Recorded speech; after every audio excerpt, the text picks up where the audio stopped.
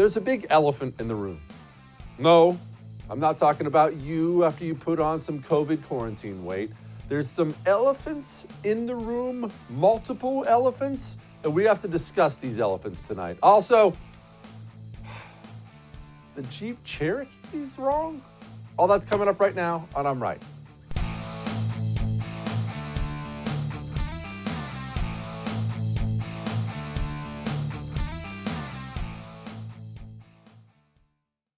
I have a confession to make.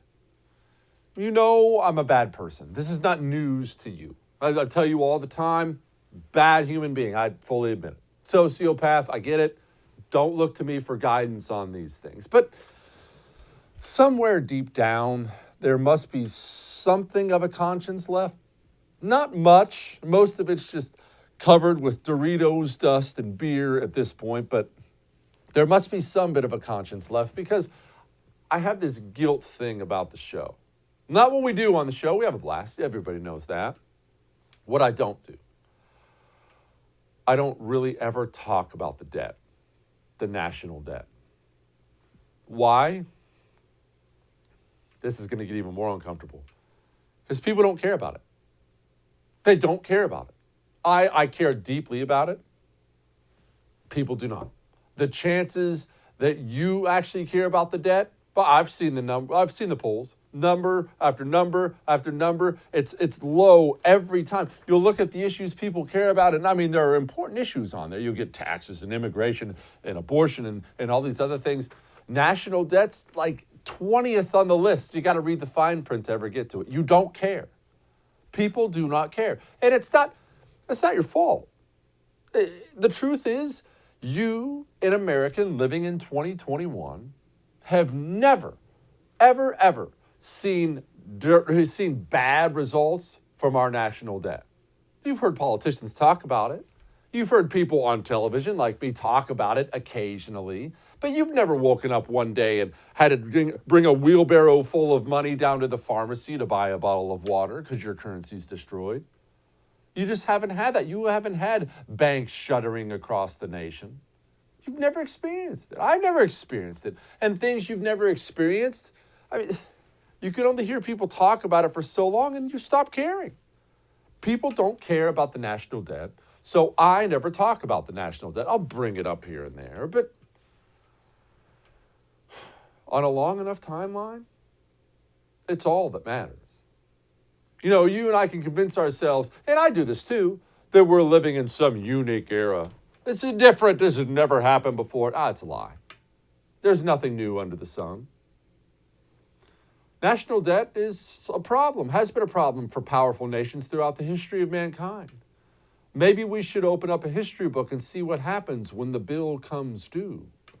The rot happens over time, and then at some point, somebody will step on your head right when you're barely struggling to keep your head above the surface of the water, and it ends nations. It ends nations. But my confession is, I don't talk about it because you don't care. I know you don't care. And the numbers are so big, you can't wrap your mind around it. I can't wrap my mind around it, even as huge and powerful as my brain is. You just can't.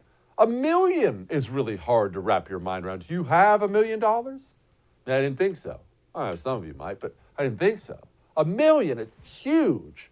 So billion? Oh gosh, that seems enormous. $1 trillion? That number is way too big for the human mind to comprehend, so you don't care. It's like Stalin said when he was talking about the people he murdered.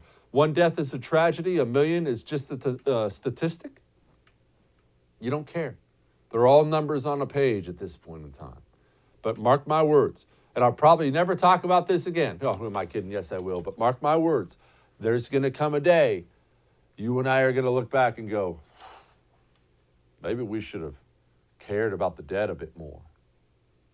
You see, they just passed a new stimulus bill, an economic stimulus bill because of coronavirus, a new COVID bill. Of course, everything's going to be labeled COVID now. I mean, who wants to vote against the coronavirus help? And it's full of garbage. It's full of garbage. Here are the things that maybe apply to COVID that are in it. I know you're probably worried about the checks. Here are the rules in case you're wondering. Individuals earning less than $75,000 get $1,400 checks, as will couples earning less than $150,000. Individuals earning more than $80,000 will no longer qualify for partial stimulus checks. And again, as a quick side note, that's based on previous years. The Senate removed the $15 minimum wage. You saw even Democrat senators like Kristen Sinema from Arizona vote no on that. There was a subway in California and a bridge in New York in the bill, and those got removed in the Senate. And I do have to say,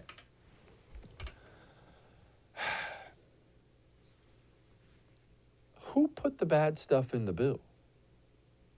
How long have you watched this show? Probably a while. I realize we have a bunch of loyal viewers, and I appreciate that. I appreciate you. I always ask our guests this question, don't I? And we have the best guests. I have experts on, people that know way more than me about the specific issues they come on and talk about. I ask every single one, this bad part of the bill, this bad piece of pork, who put it in there? I ask everyone. I because of what I do, I have friends all over the political industry. Actually, politicians themselves, people who work for politicians, pundits, this think tank person, this person. I ask everyone, who? Nobody ever knows. Nobody knows. You'll get things like, well, it was probably lobbyists. Okay, which one? It was probably a congressman who... Okay, which one? And in case you're wondering, yes, I want specific names so I can broadcast said names on your television set so you will gather all your friends up and blow up that congressman's phone line, annoying him until he stops being so obnoxious with your and my money. That's why I want to know. And I think that's why I don't know. I think that's why nobody ever knows. It just gets lost in the sea of, lobbyist, congressman. I want to know who put a subway in California in the bill. That's your money. That's my money. Who's spending it like that? But I'll never find out. I've almost given up. Oh, what are people saying about the bill? Here's this. The vast majority of economists, left, right, and center, from Wall Street to the private economic polling initiatives, the economists, as I said, left, right, and center, say, in addition to the needs the people have, we need this to grow the economy. That if we haven't spent this money and recreated the kind of incentive for people to be able to make a good living, that we'd be in real trouble.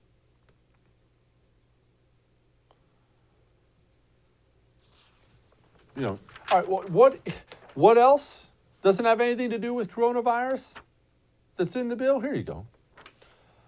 $50 million. Keep in mind as we go through this list, by the way, this is yours and my money. This is your money. This is my money. That we need to continue bringing that home. You got up today and you went to work, or your spouse went to work. They spent all that time away from you doing something, maybe in a job they don't even like, to bring home the bacon so you can eat, have a home, have clothes, your kids can eat. The government takes that money from you by force. They will put you in jail if you don't give it to them. They take that money from you by force, and this is what they think of you. This is what they spend your money on. $50 million for environmental justice grants. $1 billion for racial justice provisions for farmers. $175 million for the Corporation for Public Broadcasting. Oh, goody. $135 million for the National Endowment for the Arts. I even forgot to mention this. Bailing out states like Cuomo and Newsom, California and New York. We're tax funding abortion. There's more things in there that I could ever list for you. But, it's just debt. It's just yours and my money. And here's what McConnell had to say about the new bill. The Senate has never spent $2 trillion in a more haphazard way or through a less rigorous process. They explained their intent very clearly: to exploit this crisis, quote, as a tremendous opportunity to restructure things to fit our vision. That's how you get this massive bill with only 1% for vaccinations. That ignores the science on reopening schools that's stuffed with non-COVID related spending that even top liberal economists say is wrong for the recovery. Their top priority wasn't pandemic relief, it was their Washington wish list. Man, that's good stuff, right? Aren't you happy about them standing up against this kind of spending, against this kind of waste? Except, I'm sorry, I'm not going to let you get away with that, GOP. I'm not going to let you get away with that. None of you. The GOP lined up for the last 4 years,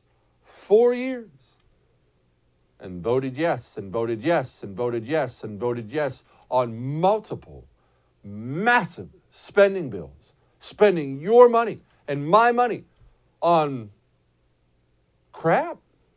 I'm sorry for my language. Crap. All kinds of worthless political stuff packed in those huge pork-laden bills. So let me ask you this. When do you and I get a good bill? A nice, simple bill aimed for something? Apparently never.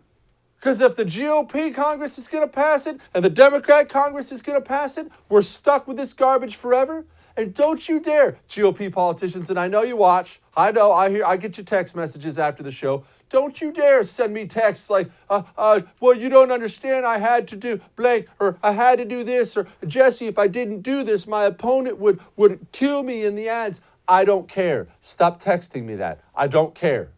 Stand up for something for once. Stand up for something even when it's hard for once. It's easy when the Democrats have the presidency, the House, and the Senate to sit there as the Republican and go, I'm against this spending. This is outrageous. It's another thing entirely when we have the power and you can actually do something about it and you don't do anything.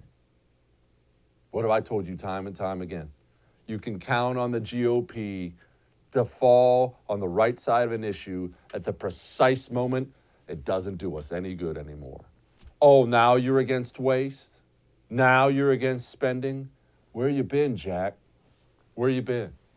But look, Elizabeth Warren's out there being honest about it, saying, hey, this is only the beginning. This stuff's only the beginning. It's Elizabeth Warren. She's telling you what's coming. Nancy Pelosi, Chuck Schumer, they're out there telling you. Look, they're being public about it. We have the power to do this. We have the power to pass things. And what moral ground, what moral high ground do Republicans have to stand on now? We made this bed once again, and now we're shocked when the Democrats lay down in it. But no one cares. Truth is, no one cares. And no one's going to care until the whole house of cards come crashing down. And everyone's going to look around and they're going to say, well, how'd this happen? How'd this happen? Now, well, here's the hard truth of it. Talk about making you uncomfortable. Here's the hard truth of it. When that happens, you and I will both have to go look in the mirror and say, that's on me. I never demanded better. So I never got better. You get what you get. Don't throw a fit. All that may have made you uncomfortable, but I'm right. We've got a great show for you tonight. So allow me to end this on this note. I am not going to point fingers at you if you dip tobacco. I'm not going to do that thing that so many people, it's gross. You have to quit.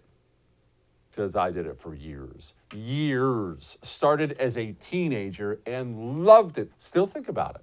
Still think about it. I still think to myself, man, I would love a little dip right now. So when you like something like that, it's hard to quit it.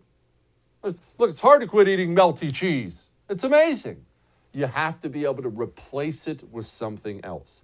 That's why Jake's Mint Chew works. Jake's Mint Chew is tobacco-free, it's nicotine-free, it's even sugar-free.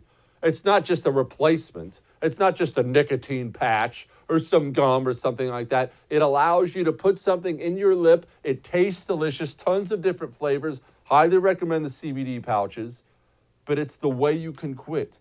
It works. If you're trying to quit, get some. If you want to quit, get some. If you have a friend or family member who's trying to quit, get them a can or two. jakesmintchew.com. jakesmintchew.com. Use the promo code Jesse. That'll get you 20% off. We'll be back.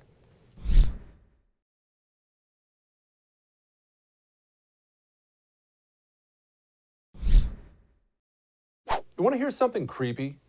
I mean, super creepy. Kind of cool, but a little bit creepy. I'm going to tell you something. The ancient Romans, obviously everybody knows about ancient Rome, greatest civilization of all time, so on and so forth. You know that the ancient Romans, if they were well off enough to afford such a thing, would have a room, a face room in their homes. What was in that room? Faces of their dead relatives, people who'd come before. Oh, this was Uncle Bill. This was your grandfather. This was your great-grandfather. Why would you have such a creepy room in your home? Well, they actually had a purpose for it. You see, culture, what is the culture? Really, we talk all the time about the culture wars, culture this and culture that, fight for the culture, counterculture. We lost the culture. What is culture? Well, it's what your society as a whole has decided to incentivize and disincentivize. In ancient Rome, if you're a young boy coming up through the ranks, 7, 8, 9 years old, yep, that young, your parents would take you into that face room. Why? That's creepy, right? Ugh, dead people. They wanted you to learn about the accomplishments of people related to you. This is where your uncle conquered the Gauls. This is where your grandpa lost an eye fighting Carthage. This is where he did this. This is where they did that. From a very, very early age, the reason ancient Rome became ancient Rome was they told their society, it was constantly being beaten in there with their eyes and their ears, accomplishment, success, competition, accomplishment, success, competition, accomplishment, success, competition. That's what was incentivized there. Go do. Go accomplish something, succeed, compete, win. And they did for a long time. We have a sickness here in the United States of America. You see, that used to be us too. Accomplishment, success, competition. Now, what do we incentivize? Whining, being a victim. Being a victim, I feel like it was just yesterday, was something you didn't want. In America, it's something people aspire to. And that's why there's always some new outrage about something that you and I we would never thought of. Why is there always a new outrage? Because that is the new accomplishment.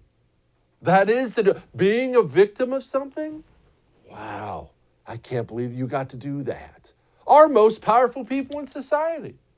They'll achieve the highest of heights. Do they look down and tell everybody else, I accomplished it, and so can you. You can be anything you want to be. Nope. Our people in high society say, man, this country sucks.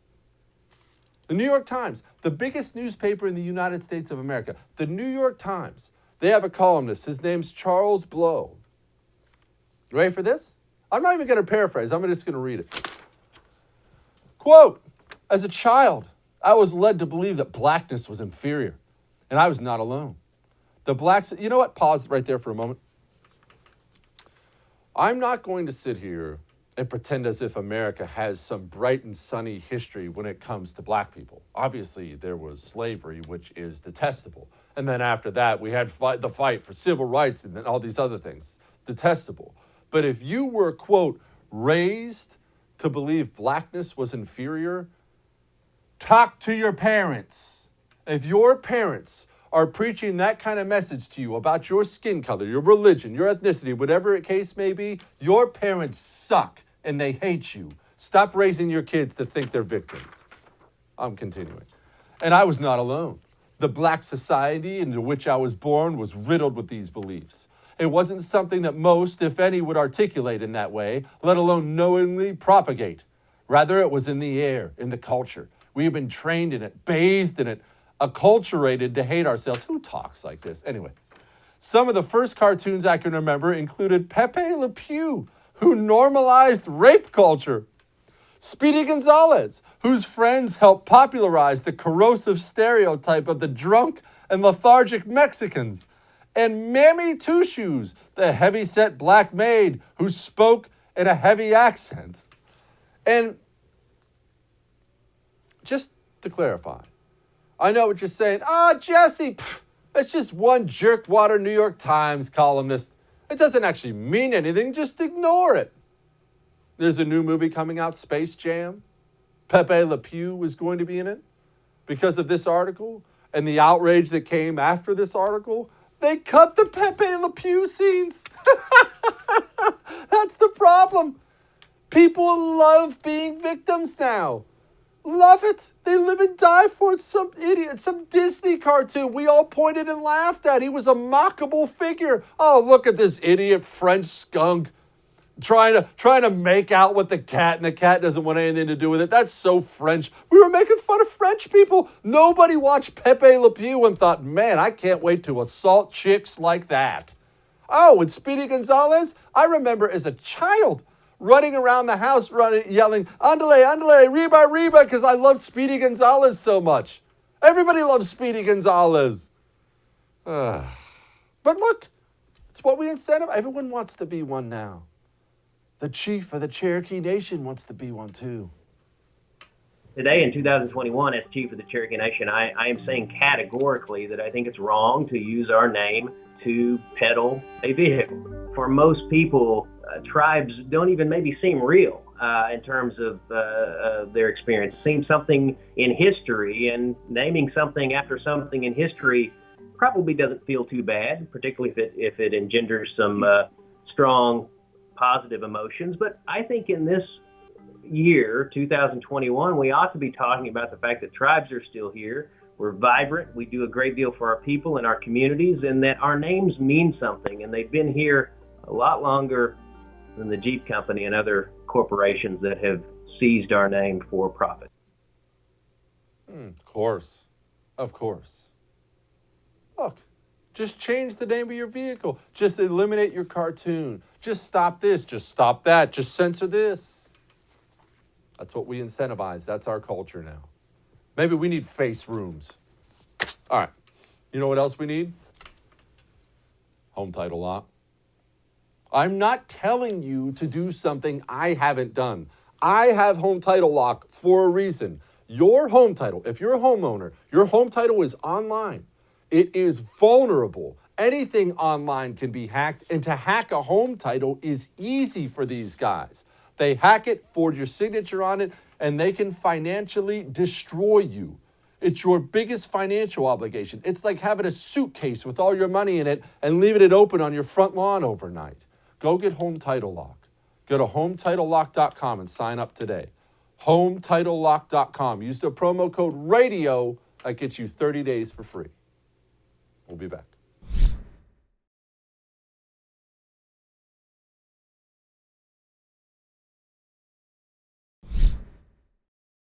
I know you're going to find this shocking, am a thoughtless oaf. I realize today it's your anniversary and my anniversary. It is the 1-year anniversary of this, so happy anniversary, everybody. Right now in the United States, people should not be walking around with masks. You're sure of it? Because people are listening really closely to this. Right now, people should not be walking. There's no reason to be walking around with a mask. When you're in the middle of an outbreak, wearing a mask might make people feel a little bit better, and it might even block a droplet, but it's not providing the perfect protection that people think that it is. Whoa! Someone should listen to that guy. I hear he's a doctor. Joining me now to talk about that and other things, the founder of the Media Action Network, Ken LaCourte. Ken, happy anniversary, bro. Well, now I have to wear 2 to make up for when I didn't wear one before. So I don't know what the heck's going on. Ken, here's what I'm worried about. Obviously, I think that we're going to come out of the back end of this with untold amounts of damage. I've been very clear about that. I don't need to rehash my position on it. But I think we're going to come out the back end of this And I think we're going to have altered the American mindset on so many things. Some things good, some things bad. I think the absolute hatred for the public school system is the best thing in America right now. But I think Americans genuinely think they should walk around with masks all day. You shouldn't shake hands anymore. Stand 6 feet away from everybody. And as big of a cold-hearted jerk as I am, that's not healthy for society. You should be shaking hands and hugging and congregating. That's how a society comes together. Look, this was you're 100% right on that. And then, but B, the more interesting question is, how did we get here? And part of it was guys like Fauci, who are kind of in between being a medical professional and a little bit of a politician, right? You know, before he was saying, well, we had to kind of spin this because we didn't want this happening, or spin this because he didn't want that happening.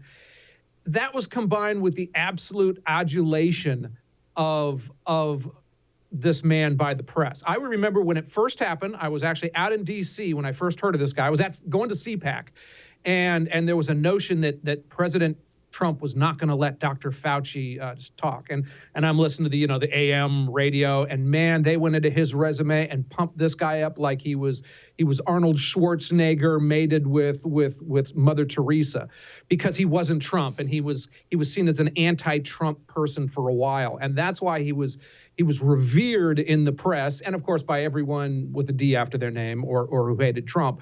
Now it's like, okay, these scales are starting to fall off of people's eyes a little bit, and we have to be more realistic about things. Do you think in the end this might end up with some kind of deep-seated mistrust of government institutions, which I think would be a great thing? I think I think a lot of people are like, wait a second, these teachers, especially when they go out and do, not when they say something and change their mind about the row or the vectors or this and that, but when a Oakland head of a teachers union is railing about how kids don't wear masks and they take masks on and this is deadly, and then there's the video of him taking his kid off to a preschool, dropping his little child off for that. Or a Gavin Newsom. I mean, what hurt Gavin Newsom wasn't the fact that he shut down the state in so many ham-handed ways. What really hurt Gavin Newsom was popping up at one of the most high-end restaurants as everybody else was sitting at home and told you can't go out or else you're a murderer. So those hypocrisy things, I think, really go into that. The higher level stuff, to some extent, but look, there are people still running around thinking OJ was innocent. We all delude ourselves. Ken, I have to ask you about this. You know what? It's better if I play the video. Accuser number 1,000 came out against Andrew Cuomo. I know nobody's really surprised by this. Cuomo holds a news conference, makes a big announcement. He's going to have a news conference. Everybody shows up, and Andrew Cuomo says this. I was elected by the people of the state. I wasn't elected by politicians. I'm not going to resign because of allegations. The premise of resigning because of allegations is actually anti-democratic. He's not going to resign. It's I told everybody he this wasn't week. going to resign in the very beginning. I don't know why anyone's shocked by this, but people don't realize how powerful the Cuomos are.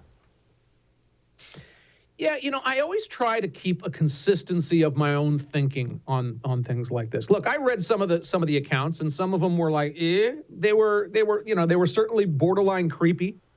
Did they account to impeachable? Did they account to a crime? That's where I'm less certain about. I mean, what I am certain is they kept sending old people with COVID back to go kill all the other old people. A mistake, a dumb mistake. Then they actively covered it up and tried to hide those numbers from the state of New York. And I think that's. If I was going to impeach him over that, it'd be that, instead of saying, hey, you're kind of cute. I know you're 20 years, 30, 40 years my junior, but I date young girls. That's still kind of a he said, she said, and I'm not willing to play the game of when they do it against a Republican. I'm like, wait a second, let's look into this. But when it's a guy that I have had enough of, because again, there was another guy that got blown up to well beyond his own ego because he wasn't Trump. I mean, he gave those press conferences. He was faded by because he wasn't Trump. I mean, he's got his own poster out. He's got his own book on how he fixed this problem of this. And you look at the death numbers and you're like, okay, well, New York's a pretty compact place, but outside of Jersey, once again, New York is by far the worst in the country, one of the worst places in the world. Why on earth was everybody kissing this guy's ass? I mean, except for some of his younger staff members. Well, look, my question is not about the allegations, which frankly I don't care about for the same reasons you laid out. I don't do this, even for Democrats. I don't do this. Oh, there's an accuser, you have to resign thing. I just don't do it. Right. My question is, people think he's going to resign. I'm getting, even from the right, people think this guy's done. They think he's politically finished. I'm trying to drive home to people, you don't understand how wired in the Cuomos are, deeply wired in New York politics. This guy has more power than the Vox writer who's calling for his head. I also think a lot of that comes down to the man himself. I mean, you look at the difference between who was the light and fluffy former comedian who was accused of some things, and he was like, I feel bad. He resigned before the before the Daily Beast even had to time to write a BS article about him. Andrew Cuomo's, he's Cuomo. He's a street fighter. When you hear certain things like him saying, I'll ruin your career, I'll destroy you, it's like, yeah, that sounds like Andrew Cuomo. So a lot of it is that. So absolutely on the power part. But, look, some people feel bad about walking around and casting a shadow on the earth, and some people are predators in a maybe non-sexual thing, but some people are lions in life, and other people are sheep, and he's definitely the former, whether you like him or not. All right, I am less confident about Newsom. I think Newsom has a chance to go. This recall thing has gotten so big, and the only reason I think Newsom has a chance to go is even Democrats, lots of them in California, seem to be either moving or really, really mad about this guy just carpet bombing his own state. But I don't want to be naive, and I know Ken the Court's always there to pull me back in if I ever get too naive. Is there a chance Newsom actually goes? There's a chance Newsom goes. I think that there's a almost certainty that this gets on the ballot and the Californians have that chance to choose. You look at polls. I mean, every time looking at polls, you just and citing any poll at the very back of my mind has my self-conscious saying, shut up and stop talking about polls. You're an idiot, because as we've seen, polls don't seem to mean anything when it comes to, or, they have such wide variability that they're often useless. He was nowhere near as unpopular as Gray Davis was when Gray Davis was recalled, but he's not terribly popular. So I think that, and look, he's fixing this up. Somehow miraculously, schools are coming back online. You can go to the beach now. You can do. I suspect that this whole process helped California open up a little bit more or less slowly than it had been. But no, I think he's got a chance at losing it. But it could go either way. I don't want to act like it's a slam dunk. But as handsome as he is, he might lose. Well, look, he and I both suffer from that. Ken the Court, everybody, thank you, Ken. I appreciate it. Okay, thank you for having me. All right, we'll be back. You can see they're moving the detainees to transportation. Looks like there's a bus down the road, but you can see what's going on, brother? You can see the number of them that showed up.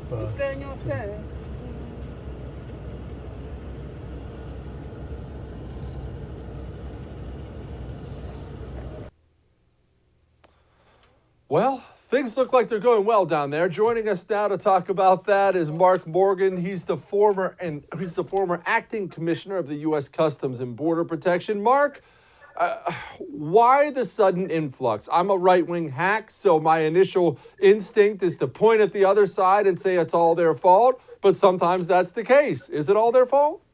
It is. And look, let's I don't want your listeners to take our editorializing. Let's look at the facts, right? So since January, 11,000 illegal aliens have been caught and released. We're looking at the numbers, daily numbers have skyrocketed between 4,000 to 5,000 a single day. In the month of February, you're going to see total flow of illegal aliens trying to illegally enter our country to be over 100,000. 9,000 plus unaccompanied minors. I can keep going on. And the single reason why this has happened is because of this administration's rhetoric, and their message is loud and clear. If you come to our borders illegally, they're wide open, and we're establishing really effective reception centers for you. Mark, let me ask you something, because I hate to nerd out here, but you're an expert and I'm not. When people hear caught and released, they're not totally sure what that means. Walk me through the process. What, released? What? Caught? Explain, please.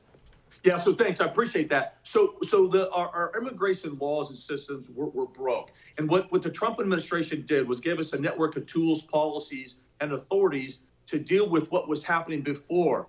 Look, if you were a unaccompanied minor or a family and you illegally entered the border, we could only detain you for a few days. That wasn't enough time to get you through the entire immigration proceedings and then remove you when you were found to have an invalid asylum claim. And so what that meant was we caught you, we could not keep you, so we were forced to release you into the United States. And we know, Kelly, we know that once you're released into the United States, we never hear from you again. You either don't show up for your hearing, or those that do, when they get a court order removal by a judge, they don't comply and they remain here illegally. So that was the genesis of catch and release. Under the Migrant Protection Protocol, or the Remain in Mexico, the Trump administration, we shut that down. We ended catch and release, which we ended and removed one of the biggest incentives all that was driving the crisis. If you came to the border, you grabbed a kid, you were in free. We shut it down. This administration has turned it all back on. Okay, I have to ask another detailed question. Catch, release, I understand we're releasing them, giving them a court date. Of course, they're not going to show up for that court date. Where are they releasing them? Are they dropping them off in the desert somewhere? Is this in American cities? Where are these people being released? Is it in an apartment complex? What? So that is a great question. It's a very important question for your listeners, because I believe what this administration is doing different than any before, what I would call a cover-up, because they realize they've got a crisis on their hands, and they realize that we can't continue just to drop off all these illegal aliens at the border towns and cities. They will be overwhelmed. Some of them already are. So what they're actually doing now is they're actually busing the illegal aliens further into the United States, further into Texas, into cities like Chicago. It's happening right now as you and I are talking. They're illegally entering. We're catching them. We're releasing them, dropping off at local shelters and bus stops locally, but we're also busing them further into the interior United States. And Kelly, here's an important part. So we've got a reception center that's being created at the front end to release them as fast as we possibly can, knowing they're never going to show up for their hearing. But in addition to that, we've dismantled 90% of ICE's enforcement authority to remove them once they've been here illegally. So in essence, we've created a sanctuary country, a reception on the front end and a sanctuary city on the back end, all within about 7 weeks of this administration. Okay, and look, as everybody already knows, ICE is the one tasked with finding and removing these. What do you mean we've removed 90% of ICE's authority? What has Biden done? It's very clear. White House directive DHS memo that's gone out to the ICE men and women is that unless you're a known or suspected terrorist or a convicted murderer or rapist, you're off limits. You can't make it up. Let me give you an example. So if a sheriff's department, let's say they arrest a known gang member that they arrested for, I don't know, pick a crime, burglary from motor vehicle, that has also been arrested multiple times illegally entering, guess what? They're going to call ICE and say, hey, we've got somebody for you, illegal alien arrested for a burglary from motor vehicle. ICE is going to tell them, no thanks. The White House has said that's not a priority. Let them loose in your country and let them loose in your city. That's happening every single day. When you say loose, we're not putting them in any kind of containment center. We're not putting an ankle bracelet on them. They're just dropping them off. Where do they go from there? Right back to the city where they committed a crime to just find another victim. That's the fact, and that's what's happening. Yeah, you're right. It defies all logic, and this is why. Look, I've been serving this country for 35 years under 6 administrations, both right and left, and that's why I say this isn't a right or left thing. This is an American thing. This makes no sense from a national security and economic perspective for this country. And so I can draw no other conclusion that the Democrats feel that they have a perceived political value, that every illegal alien that makes their way, either they're going to get a benefit from the census, or if they can give them a pathway to citizenship, that means that that's going to equate to a Democratic vote. That's where we're here. They know what they're doing. Reception on the front end, sanctuary country on the back end, ultimately a pathway to citizenship, and that's a Democratic vote. That's where we're at. Mark, doesn't this create a guaranteed environment for a bigger problem that the Democrats would own, though? I mean, it's one thing to be some nutjob leftist ideologue who thinks we can just open the borders and let everybody flood in. But there's a reason no nation in the history of mankind has ever done border enforcement this way, because your nation will collapse. I agree. That's why I'm here, and that's why I'm not stopping, and that's why I continue and have a voice, because I think you're right. The tough part is we're not going to feel that immediately. That's a long-term impact, but that's why we keep saying, like, FAIR is a great organization, because one of their goals and the message to get out, it's not just about how it's going to impact us in the 21st century. It's that plus well beyond how it's going to impact this country well beyond the 21st century. And that's what we're looking at. We're looking at today how things are going to be completely reshaped in the future. Margo, we heard years ago, this was under the Obama administration, didn't hear much of this under Trump, but in the Obama administration, we would hear things about Chinese spies coming across. We would hear things about there were Muslim prayer rugs, and this was during a time when radical Islamic terrorism was happening more often than normal in the United States of America. Do we hear about any of that stuff anymore? Is any of that stuff still going on, or are these all either people from Mexico or mainly people from Central America now? Kid, another great question. Look, your listeners need to understand, on the average, along our borders, we apprehend people from 140 different countries. 140 different countries, all variety of threats. This is what, unfortunately, the bandwidth, people, when they think of our borders, they only think of illegal immigration, only those individuals looking for a better life. The threats we face along our borders are well beyond that. They're multi-layered, multifaceted, and very, very complex. And it's not just our southwest border. We have borders, and we must secure them. It's our constitutional responsibility to do so. And this administration is removing every effective tool, authority, and policy for us to be able to do that. And it's not just about illegal immigration. It's about that vast array of threats that we face every single day. Mark Morgan, thank you so much, my brother. Appreciate your knowledge. Anytime. I've told you before, and I mean it. It's anti-American. It's not un-American. It is actively anti-American. The Democrats' policies on illegal immigration is anti-American. It is a policy meant to bring the United States of America to its knees. It's indefensible. Even if you're a card-carrying Democrat, have been for 50 years, what we're doing at that border is indefensible, but get what we vote for. All right. Not quite done yet. Hang on for this one.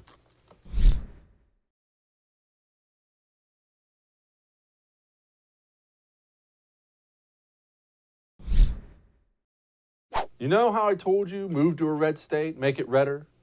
Look, maybe you're not in a position to do that. That's fine, but understand, while your state maybe had you wearing a mask, 2-3 masks hide under your bed, you want to know what they were doing in Idaho over the weekend? They had a mask burning ceremony where the children were involved. And let me tell you something, there's nothing more American than taking some garbage directive from the government and spitting in their faces with it like that. That is how you freedom right there. I thought that'd be a nice way to end the show. And I'll see you tomorrow.